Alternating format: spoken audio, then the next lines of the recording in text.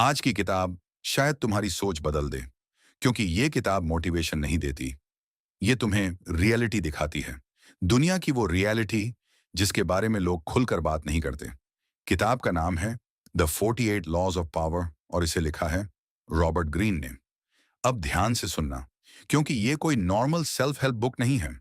ये किताब तुम्हें सिखाती है कि लोग कैसे सोचते हैं, कैसे मैनिपुलेट करते हैं, कैसे कंट्रोल करते हैं और कैसे कुछ लोग क्वाइटली पूरे गेम को अपने हिसाब से चला लेते हैं। क्योंकि सच ये है, दुनिया हमेशा फेयर नहीं होती। कई लोग सामने से तुम्हें सपोर्ट करेंगे, लेकिन अंदर ही अंदर तुम्हें हारते हुए देखना चाहेंगे। और अगर तुम्हें लोगों का गेम समझ नहीं आया, तो शायद तुम हमेशा इस्तेमाल होते रहोगे। रॉबर्ट ग्रीन कहते हैं, हर इंसान पावर चाहता है। कोई चाहता है रिस्पेक्ट, कोई चाहता है मनी, कोई चाहता है फेम, और कोई सिर्फ इतना चाहता है कि लोग उसे इग्नोर ना करें। लेकिन प्रॉब्लम यह है, ज्यादातर लोग पावर को गलत समझते हैं।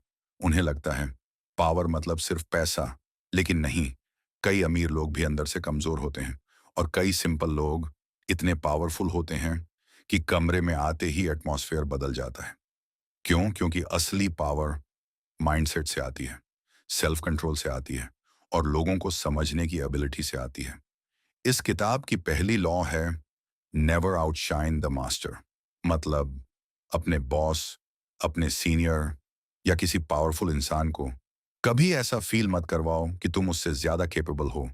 क्योंकि इंसान अपनी इंसल्ट भूल सकता है, लेकिन अपनी इनसिक्योरिटी कभी नहीं भूलता। किताब में निकोलस फुके की कहानी आती है। उसने राजा के लिए इतनी ग्रैंड पार्टी रखी, इतना लग्जरी, इतनी चमक, कि राजा खुद इनसिक्योर हो गया, और कुछ ही समय बाद उसे जेल में डाल दिया गया। उसने गलती क्या की? उसने राजा को स्पेशल फील करवाने के बजाय खुद को ज्यादा स्पेशल दिखा दिया। और यही दुनिया का हिडन ट्रुथ है। हर कोई तुम्हारी सक्सेस से खुश नहीं होगा। कुछ लोग तब तक तुम्हें पसंद करेंगे जब तक तुम उनसे नीचे हो। इसीलिए हर जगह खुद को प्रूव करना जरूरी नहीं।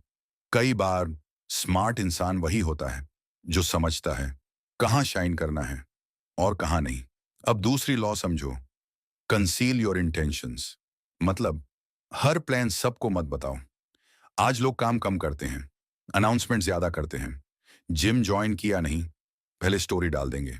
बिजनेस शुरू हुआ नहीं, पहले लोगो बना देंगे। लेकिन असली खिलाड़ी शोर नहीं करते, वो क्वाइटली काम करते हैं। क्योंकि वो जानते हैं, जैसे ही लोग तुम्हारा लक्ष्य जान जाते हैं, कुछ लोग तुम्हें डाउट करवाने लगते हैं, कुछ लोग तुम्हारा कॉन्फिडेंस तोड़ते हैं, और कुछ लोग सीक्रेटली तुम्हारे फेल होने का इंतजार करते हैं। इसलिए हर सपना पब्लिकली बोलना जरूरी नहीं। कुछ चीजें साइलेंस में ग्रो होती हैं।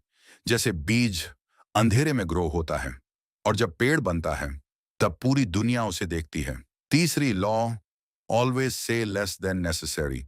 ये लॉ बहुत डेंजरस है, क्योंकि आज की दुनिया में हर कोई बोल रहा है, लेकिन पावरफुल लोग कम बोलते हैं।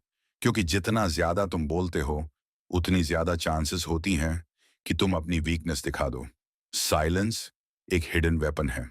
जब तुम हर बात पर रिएक्ट नहीं करते, लोग तुम्हें इमोशनली स्ट्रांग समझते हैं। और जब तुम काल्म रहते हो, लोग तुम्हें ज्यादा सीरियसली लेते हैं। ध्यान से देखना, सबसे डेंजरस इंसान हमेशा वो नहीं होता जो जोर से बोलता है। कई बार सबसे डेंजरस इंसान वो होता है जो चुप रहकर सब ऑब्जर्व करता है। अब एक और powerful law, court attention at all costs. मतलब अगर लोग तुम्हें नोटिस ही नहीं करते, तो तुम्हारी वैल्यू कम हो जाती है। दुनिया अटेंशन पर चलती है। आज जिसके पास अटेंशन है, उसके पास इन्फ्लुएंस है। लेकिन यहां एक फर्क समझना जरूरी है, चीप अटेंशन और वैल्यूएबल अटेंशन। कुछ लोग ड्रामा करके वायरल होते हैं, कुछ लोग नेगेटिविटी फैलाकर फेमस होते हैं, लेकिन वो रिस्पेक्ट नहीं कमा पाते। रियल पावर रिस्पेक्ट से आती है। ऐसा काम करो कि लोग तुम्हें इग्नोर ही ना कर पाएं। इतने वैल्यूएबल बनो कि तुम्हारी एब्सेंस फील हो। अब किताब की सबसे प्रैक्टिकल बात, पीपल आर इमोशनल। लोग लॉजिक से कम, इमोशन से ज्यादा डिसीजंस लेते हैं। अगर सिर्फ लॉजिक काम करता, तो हर इंटेलिजेंट इंसान सक्सेसफुल होता। लेकिन ऐसा नहीं है, क्योंकि इंसान फीलिंग से चलता है। इसीलिए बड़े लीडर्स स्टोरीज बताते हैं, ब्रांड्स इमोशंस बेचते हैं, और इन्फ्लुएंसर्स कनेक्शन बनाते हैं। क्योंकि इंसान इंफॉर्मेशन भूल जाता है, लेकिन फीलिंग याद रखता है। अगर तुम लोगों को अच्छा फील करवाते हो, तो वो तुम्हें याद रखेंगे। लेकिन इस किताब की सबसे डेंजरस सीख क्या है? हर इंसान मास्क पहनता है। कोई इनोसेंट बनने का मास्क, कोई लॉयल बनने का, कोई हम्बल बनने का। लेकिन अंदर से हर इंसान को चाहता है रिस्पेक्ट, अटेंशन, वैलिडेशन, पावर। और जैसे ही तुम ये समझ जाते हो, तुम लोगों को अलग नजर से देखने लगते हो। तुम समझने लगते हो कि कौन जेन्युइनली तुम्हारा है और कौन सिर्फ फायदा चाहता है। लेकिन ध्यान रखना, इसका मतलब ये नहीं कि हर इंसान बुरा है। मतलब सिर्फ इतना है कि तुम्हें ब्लाइंडली ट्रस्ट नहीं करना चाहिए। अब एक और powerful law, win through actions never through argument.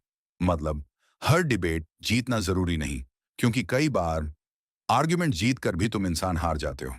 अगर कोई तुम्हें अंडर एस्टिमेट करता है, तो उससे लड़ो मत। बस इतना सक्सेसफुल बन जाओ कि तुम्हारा रिजल्ट ही जवाब बन जाए। क्योंकि दुनिया प्रॉमिसेस नहीं याद रखती, रिजल्ट्स याद रखती है।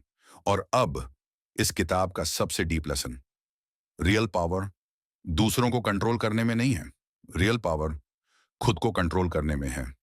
अगर छोटी बात पर तुम्हें गुस्सा आ जाता है, तो लोग तुम्हें कंट्रोल कर सकते हैं। अगर हर क्रिटिसिज्म तुम्हें हर्ट करता है, तो लोग तुम्हें मैनिपुलेट कर सकते हैं। अगर तुम्हें हर समय वैलिडेशन चाहिए, तो लोग तुम्हें इस्तेमाल कर सकते हैं। लेकिन जिस दिन तुम इमोशनली स्ट्रांग बन जाते हो, उसी दिन तुम डेंजरस बन जाते हो। क्योंकि तब तुम रिएक्शन से नहीं, सोच कर डिसीजंस लेते हो। और शायद यही इस पूरी किताब की सबसे बड़ी सीख है। दुनिया हमेशा फेयर नहीं होगी। हर इंसान तुम्हारे लिए अच्छा नहीं सोचेगा। कुछ लोग तुम्हें रोकेंगे, कुछ लोग तुम्हें यूज करेंगे, और कुछ लोग तुम्हारी चमक से डरेंगे।